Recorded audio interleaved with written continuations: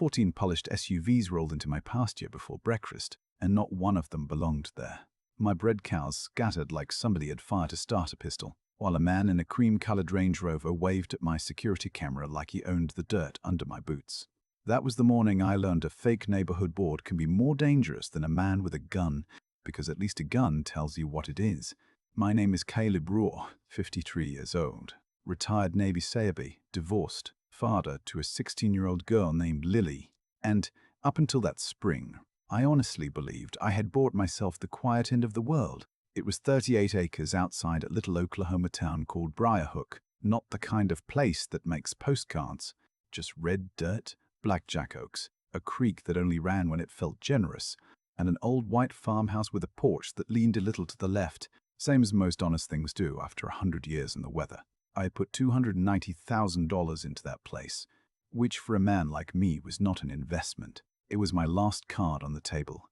After 24 years pouring concrete in war zones, repairing roads that got blown up the next week, and sleeping with one eye open in places where the moon looked like a searchlight, I wanted ordinary problems: busted gates, feed bills, a roof that needed patching, maybe a teenager rolling her eyes because I burned the pancakes again.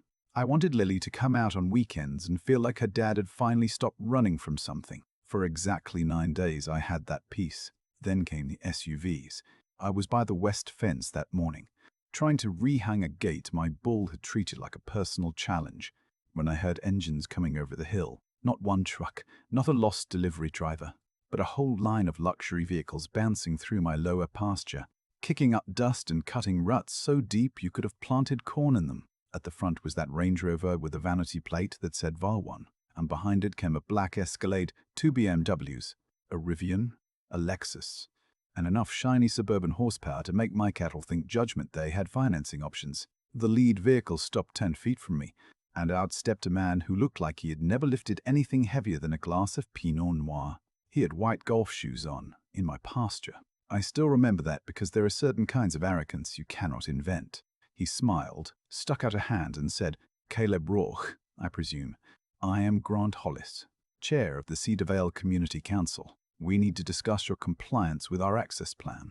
I looked at his hand, then at the gate hanging sideways behind me, then back at the tire tracks cutting across land I had not even finished paying for.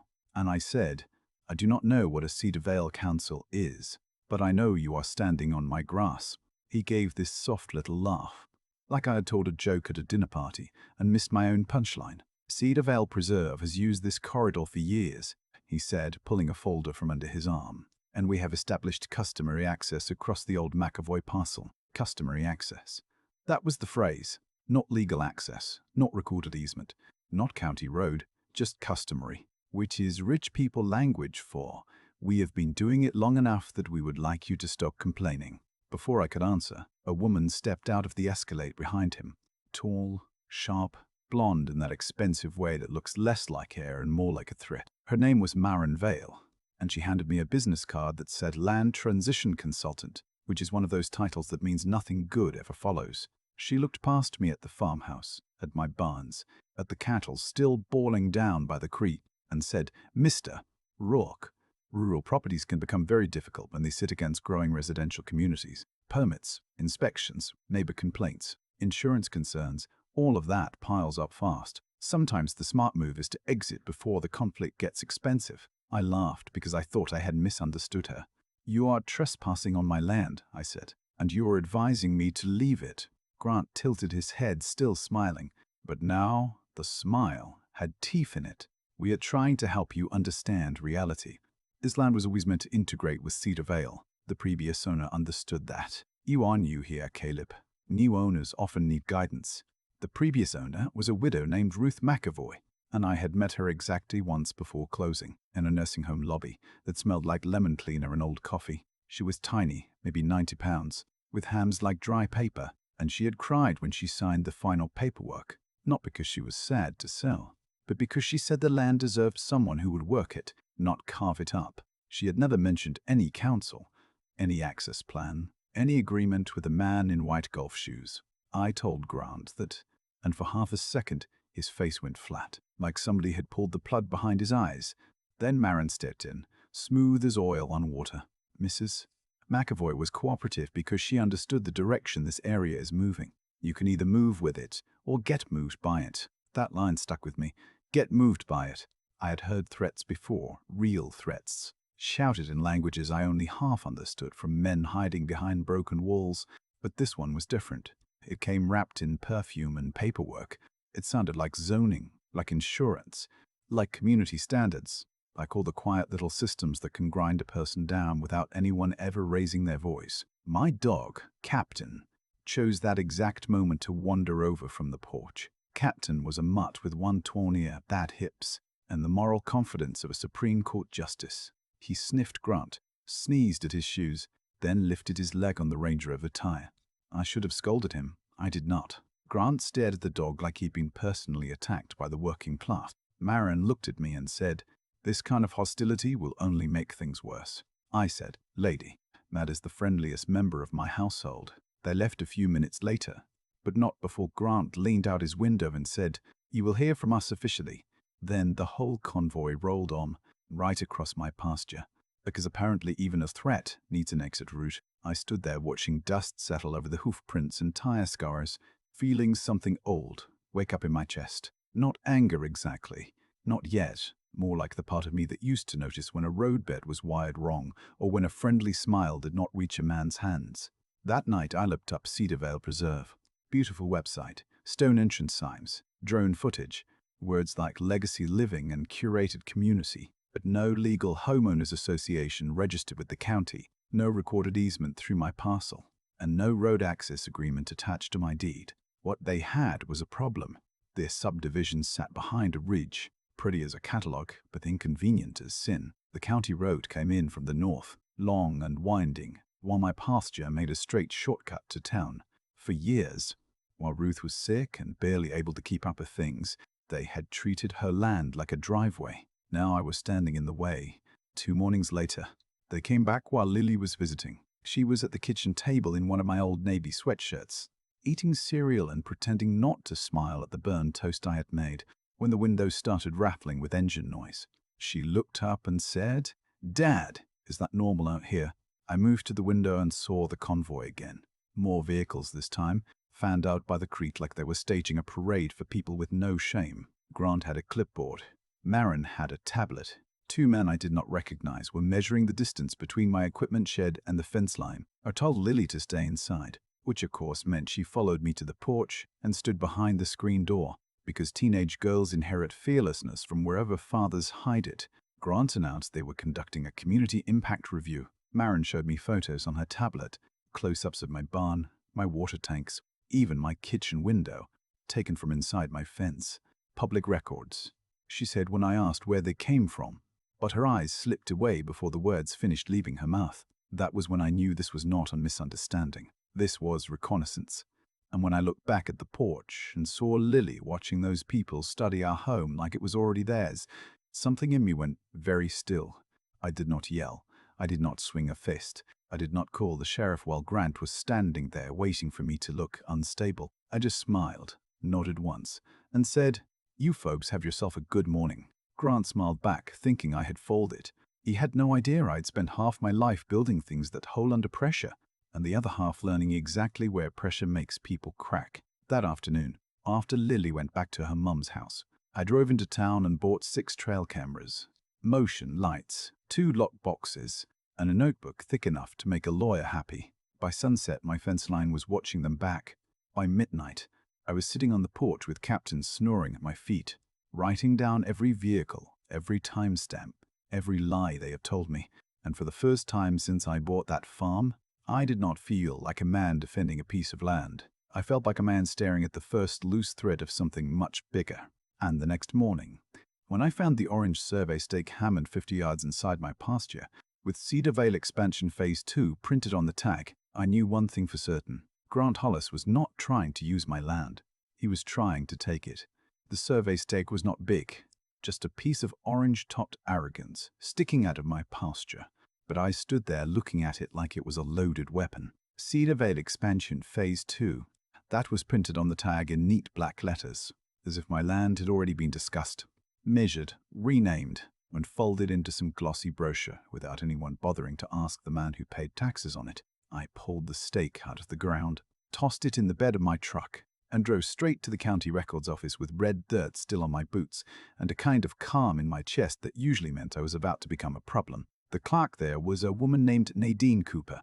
Grey hair, turquoise glasses, and the weary patience of someone who had watched rich fools try to outsmart paper for 30 years. When I asked about Cedar Vale, she did not even look surprised. She just sighed, pushed a chair back and said, "You too, hum?"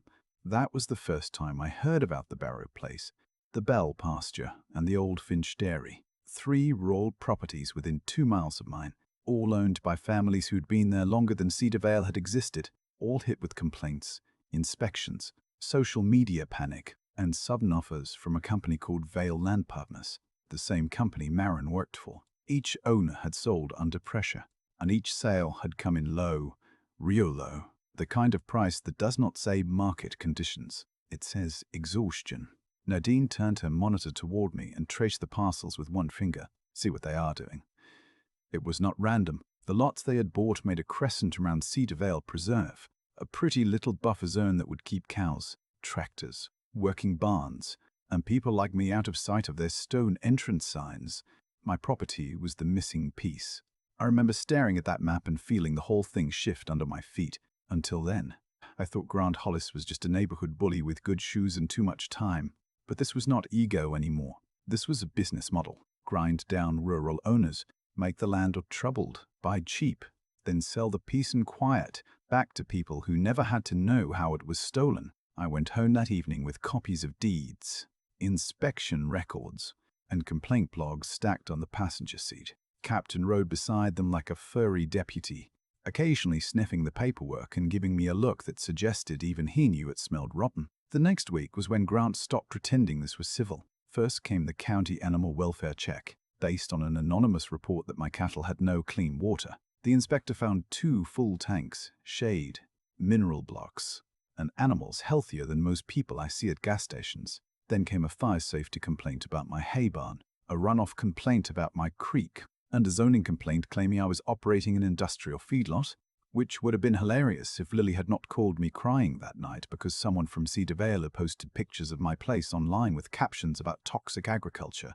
threatening children. My daughter was sitting in her bedroom at her mother's house, reading strangers call her father a danger to the community. You want to know the part that hurt? She did not ask if it was true. She knew me better than that. What she asked was, "Dad, are they going to make you sell?" I told her no before I knew how I was going to make that promise true. After I hung up, I sat at the kitchen table in the dark and listened to the refrigerator hum. And for a few minutes I felt every year of my life sitting on my shoulders. I had been brave in places where bravery came with orders, backup, and a helmet. This was different. This was a slow war, fought with rumors, fake reports, and polite men who knew exactly how to make a decent person look crazy. Around 2 in the morning, my phone buzzed. Motion alert, south fence. I opened the camera feed and saw Marin Vale stepping through a cut section of wire with a camera hanging around her neck. She was not alone.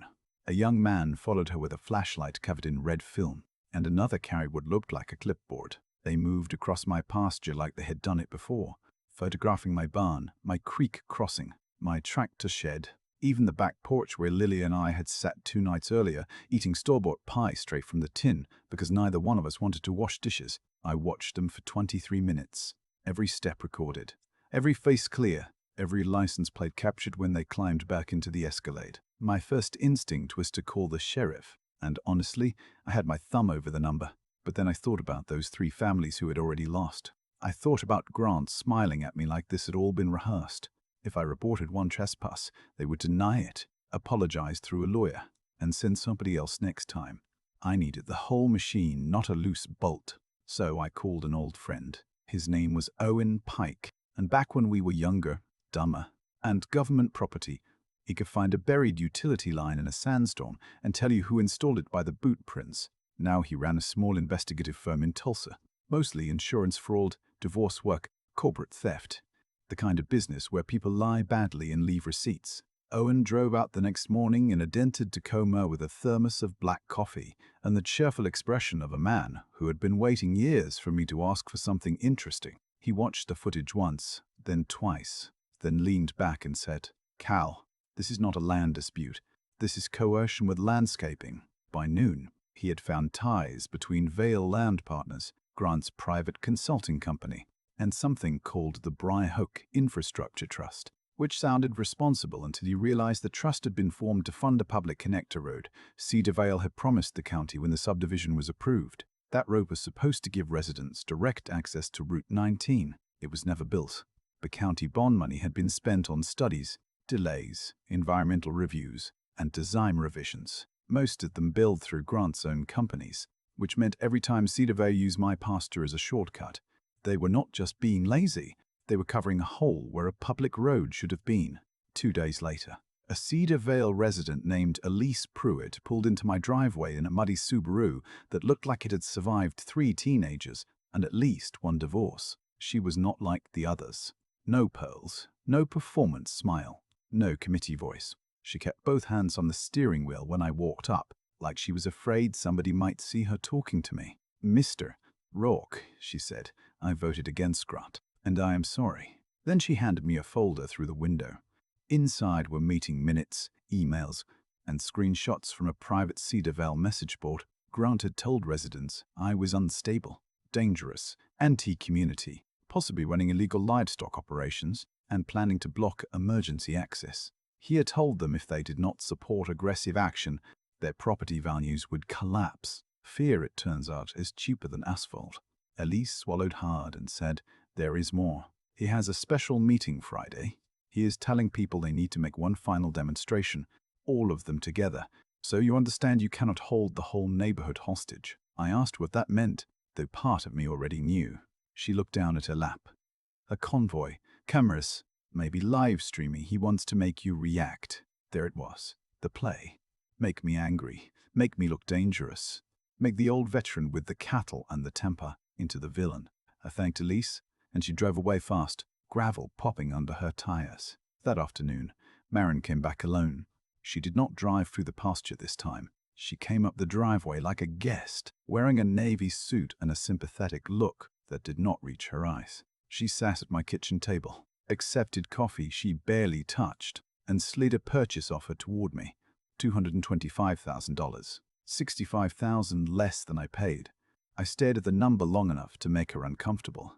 She leaned forward and softened her voice. "Caleb, I know this has been stressful. Your daughter, your finances, the inspections. Nobody wants this to get uglier." I let my shoulders drop. I let my eyes look tired. I said, "I did not think people would go this far over a road." Marin smiled then, just a little. "It is never just a road. It is control, value, long-term planning. Some owners understand quickly. Some need help understanding. Like the others," I said. She should have caught it. A careful person would have caught it, but greed makes people lazy. "Exactly like the others," she said. "The Barrows fought us for months. Mr. Mann.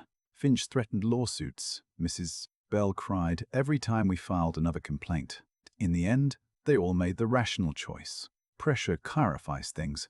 I nodded slowly, because every word was going into the 2 tiny cameras Owen had planted in my kitchen that morning. One in the smoke detector, one inside a dead radio on the shelf above the sink. Marin kept talking. She talked about complaints as leverage, community perception as a tool, county departments as pressure points, and how people with children usually folded faster because they had more to lose. That was the moment I stopped seeing her as polished or clever.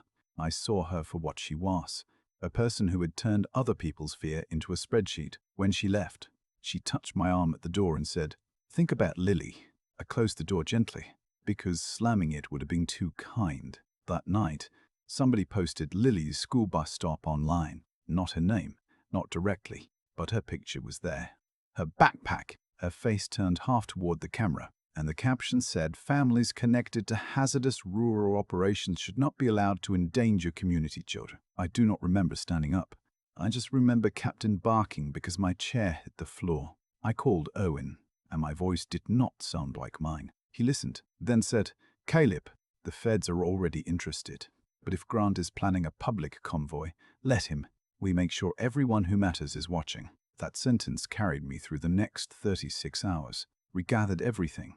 The trespass footage, Marin's kitchen confession, Elise's emails, Nadine's records, the missing road documents, the shell companies, the fake complaints, the posts about Lily. Owen brought in a forensic accountant named Dana Mercer, a small woman with silver hair and the calm brutality of a tax auditor who has ruined millionaires before breakfast. She found the road money in one afternoon.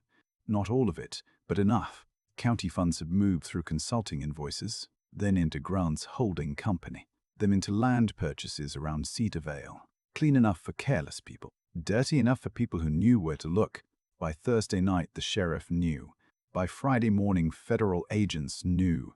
By Friday afternoon, Grant Hollis still thought he was the smartest man in Briarhook.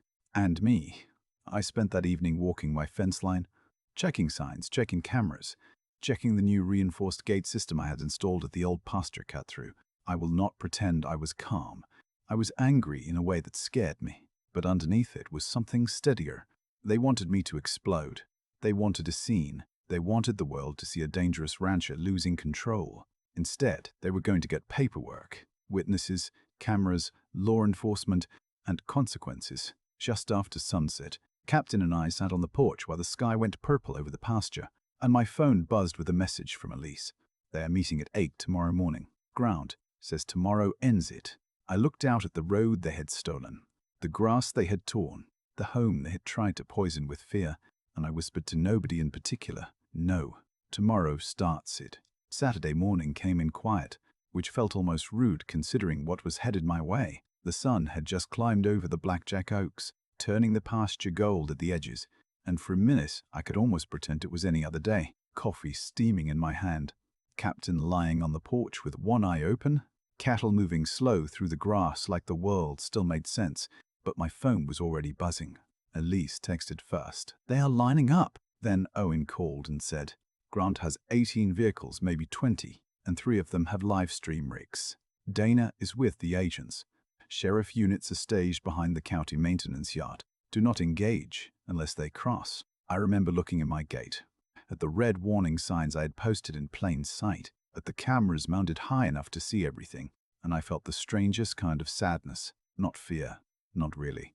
Sadness. Because all of this could have been avoided if one man had simply built the road he promised, or told the truth, or treated a small rancher like a human being instead of an obstacle. At 7:58, the first drone appeared over the tree line, whining like a mosquito with a trust fund. Then came the engines. Grant Hollis rolled over the hill at the head of his little parade in that cream-colored Range Rover, washed and polished like he was arriving at a ribbon cutting. Behind him came Escalades, BMWs, lifted trucks, a Tesla with a camera mounted on the roof, and a line of residents who looked half excited and half terrified, the way people look when they have let a loud man do their thinking for too long. I could hear Grant before I saw his face, because he had a bullhorn. Caleb, roar, he called out. This community is reclaiming access that belongs to it. We are documenting your obstruction. We are documenting your hostility. We are documenting the moment Cedar Vale stands together. I was standing by the porch, hands empty, Captain beside me, Owen listening through my earpiece. I said nothing.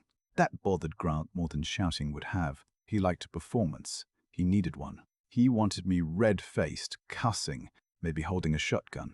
Some perfect little clip he could feed to his followers with a caption about rural extremism.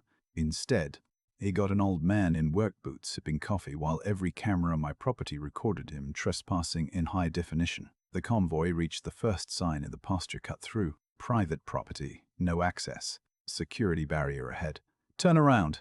Grant slowed for maybe half a second, just long enough to read it, then lifted his bullhorn again and said, False intimidation tactics do not create legal authority. That was the cleanest confession of arrogance I have ever heard. The second sign had flashing amber lights triggered by motion sensors. The third had a camera and a speaker that played a recorded warning in my own voice. You are entering private land without permission. Stop and turn around. Grant looked straight into that camera and smiled. Then he drove forward. Now, I want to be clear about something, because people have argued about it ever since. I did not hide a death trap in the dirt. I did not build some cartoon contraption out of revenge. What I had installed was a reinforced security barrier at an illegal cut-through on my own land, inspected, documented, marked, and tied to a remote lockout system so emergency vehicles could pass if needed. It was not meant to hurt people. It was meant to stop vehicles that had no right to be there. And on that morning, it did exactly what it was built to do. When Grant crossed the final sensor, the steel gate arms rose from both sides of the lane with a deep mechanical groan, heavy, bright, impossible to miss. He had plenty of space to brake. Everyone did. The brake lights flashed, tires screamed on dry dirt, and the Range Rover slid sideways before kissing the barrier hard enough to crumple its front bumper and knock Grant's bullhorn out the window. The Escalade behind him stopped too late and bumped into him. Then the lifted truck behind that swerved into a shallow drainage ditch, sending red mud up over its hood like the land itself had decided to spit back. Nobody flew through windshields. Nobody exploded. This was not a movie stunt. It was better than that. It was reality catching up at 15 miles an hour. Live on every camera they brought. The whole convoy folded into confusion. People got out yelling. One man kept screaming that his lease payment was more than my house. Marin Vale stepped out of the Escalade in heels that immediately sank into the mud, which might have been the first honest thing that happened to her all year. She pointed at me and shouted, "You set us up!" I walked down the porch steps slow, Captain trotting beside me like he'd been waiting for his cue, and said, "No, ma'am." I posted signs. "You set yourselves up." That was when the sirens started. Not one, not two, but a whole Taurus coming over the ridge. Sheriff cruisers first, then black federal SUVs, then two local news vans that Grant had invited himself because he thought he was staging my public humiliation. I watched his face change as the first agent stepped out. Pride went first, then confusion, then the cold little panic of a man realizing the room has more doors than he planned for. Agent Dana Mercer was not an agent, technically, but she walked with them, carrying a binder thick enough to ruin a life, and when Grant saw her, I think some part of him understood the road money had finally found its way home. Grant Hollis, one of the federal agents, said, "You're being detained in connection with wire fraud, conspiracy, public funds misappropriation, and coercive real estate activity." Grant tried to laugh. It came out thin. "This is a private civil matter," he said. "I am chair of the Cedar Vale Community Council." The sheriff, a big man named Luis Ortega, who had been quiet through most of this mess, looked at him and said, "Grant, that is not a government office, and as sure as hell is not a license to invade a ranch." Marin started demanding her attorney. Good instinct, bad timing. Owen handed the agents a drive with the kitchen recording, the night trespass footage, the posts about Lily, and the meeting messages Elise had risked her neck to provide. Dana opened her binder for the cameras and laid it out plain. Cedar Vale's Promise Connector Road had been funded years earlier. The money had moved through Grant's consulting companies. The road was never built. The shortcut through rural landowners' property was not tradition. It was cover. The complaints, the inspections, the online panic, the lowball offers, all of it was pressure designed to clean up Grant's own fraud and profit from the people he cornered. I wish I could tell you I felt joy watching him get cuffed. Part of me did, I will not lie. There is a deep, almost shameful satisfaction in seeing a bully finally meet a hand that does not shake. But mostly, I felt tired. I thought about Ruth McAvoy, small and frail in that nursing home lobby, believing she had done right by her land. I thought about the Barrows, the Bells, old Mr. Finch. All of them pushed until selling felt like breathing. I thought about Lily, whose picture had been used like a weapon by adults who should have known better. And then I looked at Grant standing in the dust with his perfect shirt wrinkled, his white shoes ruined, and his fake authority stripped down to a pair of handcuffs. And I thought, this is what it looks like when paperwork bleeds. 6 months later, the county finally broke ground on the real road Cedar Vale should have had from the beginning. Grant pleaded guilty to several charges and got prison time, not as much as some folks wanted, more than his lawyer promised, which is usually how justice works. Marin lost her license and her company collapsed on the civil claims. Vale Land Partners settled with the families they had pressured, including me, and I used my share to fix the fencing, expand the herd, and set up a college account for Lily that made her cry, and then accused me of being dramatic. Elise moved out of Cedar Vale, but before she left, she came by with a pie and said, "I should have spoken sooner." I told her most people never speak at all. Captain became a local legend for reasons I still think are unfair, because I did all the documentation, and he got his picture on a t-shirt. The ranch is quiet again now. Not perfect, because land never is. There is always a gate sagging, a bill coming due, a stone building somewhere west of you. But quiet. Lily still visits on weekends. Sometimes we sit on the porch and watch headlights move along the new county road, far beyond the fence where they belong. Every once in a while, somebody asks me if I went too far with the barrier, if I should have just kept calling lawyers, if embarrassing those people publicly made me no better than them. I have thought about that more than I admit. Maybe there was a gentler way. Maybe a better man would have found it. But I know this much. They brought cameras to destroy my name, and those same cameras told the truth. They tried to turn my daughter into leverage, and instead they exposed themselves. They thought a quiet man on a small ranch would fold because that is what had worked before. They forgot quiet is not the same as weak. So let me ask you something, and I mean this honestly. If a powerful group used money, rumors, fake complaints, and fear to push you off land you earned, how far would you go to stop them? Was I defending my home? Or did I cross a line when I let them humiliate themselves in front of the whole county? Drop your opinion in the comments, because I have heard both sides, and I am still not sure the answer is as simple as people want it to be.